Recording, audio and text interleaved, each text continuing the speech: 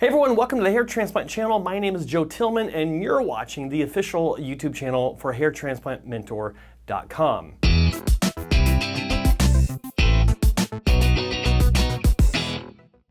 Right, in today's video, we're looking at the clinic of Dr. Özlem Biçer in Istanbul, Turkey. This is video number 2, where I've already shown you a quick walkthrough of the clinic, where I'll be mentioning that later on in the future tense, but I've already posted that, so the link is down below, down in the description, so don't forget to check that out. And yeah, so I was in the clinic, it was several months ago, and yeah, the patient from the day before just happened to come in for his post-op hair wash because he had to get on a plane to go home, and I asked him right there on the spot, would you mind sitting for a quick interview? And he was more than gracious and said, absolutely, I'm fine with that. So that was awesome. And it wasn't to talk about the experience or anything like that, because no one wants to see that. Everyone does that and it's kind of useless. But I just wanted to kind of highlight the work itself, what I liked about it, how it looked, and get his quick backstory, which is not dissimilar from most of you. But yeah, thought I'd throw this in there and add it to the mix of other videos that are coming very soon after this one. So be sure to subscribe if you haven't subscribed and ring the bell for all notifications. And of course, if you find this video helpful and you like it, then prove it by actually clicking the like button. I really appreciate it, could use the support. So with that said, we're going to jump right into it, and thanks for watching. Hey everyone, Joe Tillman here in Istanbul, Turkey. I'm actually at the office of Dr. Özlem Biçer. Did I say that right? Yes. Yes, very good. I'm learning Turkish. And a patient just happened to come in from yesterday. You had surgery yesterday? Yes. Yeah. Yes. And 3,000, how many? 400 grafts. 3,400 grafts.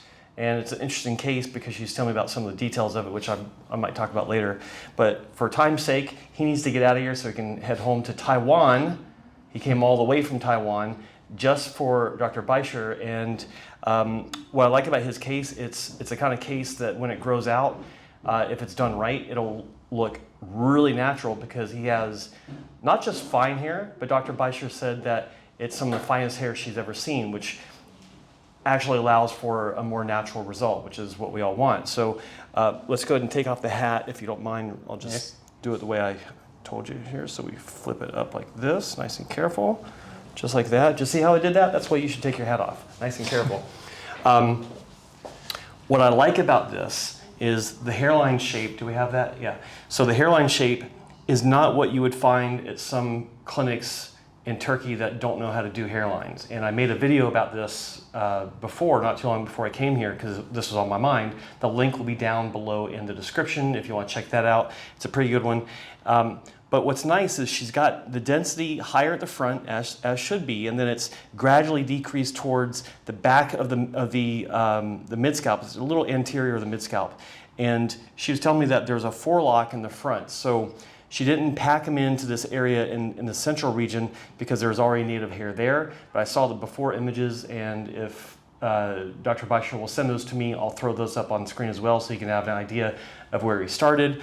Obviously this isn't a final result because it was just done yesterday, but the overall outline is nice because it's a proper height for the future. He's 29 years old, right? You're 29? Yeah, exactly. Yeah. It's going to look great, not just now, but as he gets older, and that's what I look for. And you can see these little areas here where it looks like an incision was made about maybe a quarter centimeter below the actual hairline, and these are where she placed single hair grafts, which works with fine hair. And her explanation was, well, he obviously doesn't have the hairline, or he obviously won't have the hairline that he had when he was younger as a juvenile. So as men transition into their adult mature hairline, they'll have some fringe hairs at the front that's indicative of their old hairline. And that's a really nice approach for naturalness because it doesn't create this wall of hair. So she's got the micro irregularities and a little bit of singular positioning in front of the hairline to add that sense of reality or naturalness that a lot of clinics just don't do. So that's nice.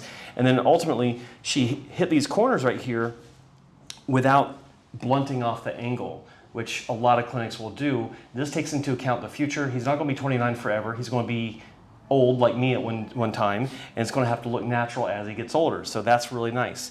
And what I'll do is I'm going to grab the camera and I'm going to have a look at the back of the scalp. So we'll come around here and you can see what's going on here. This is a nice pattern. Do me a favor and look over this way. Here we go, that's better. Got a nice pattern here, and it's not too closely packed as far as the extractions go. She utilized the entire donor region down into below the occipital. Looks good there. Some physicians will go further forward into the temporal region. Some will go further down, expanding the traditional donor zone. And then she placed a little bit on top because we had a little bit of a spot in the back there.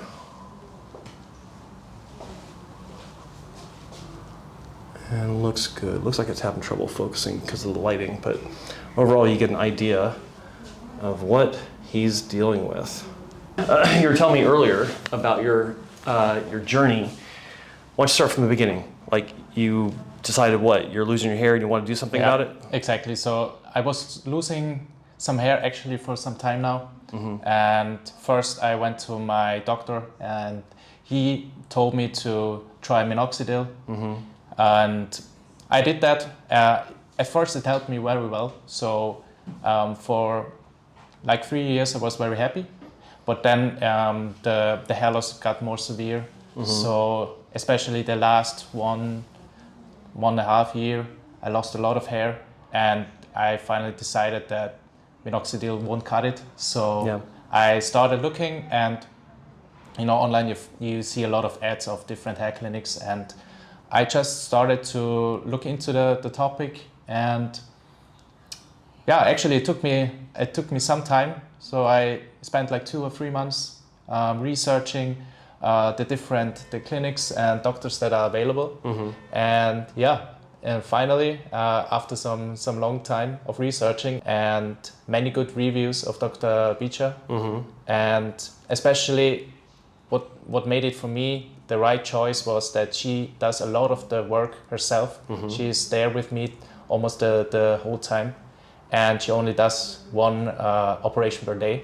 So I felt like I get the attention and I have all my questions answered that I had. And so I got in contact with her. It was really nice because I also had an online consultation where we had a short video chat where she explained after seeing my photos what she is planning to do. And I was really happy because in contrast to other clinics, she was a little bit more preserving of my grafts, of my donor area, because she said that most likely I will need another session.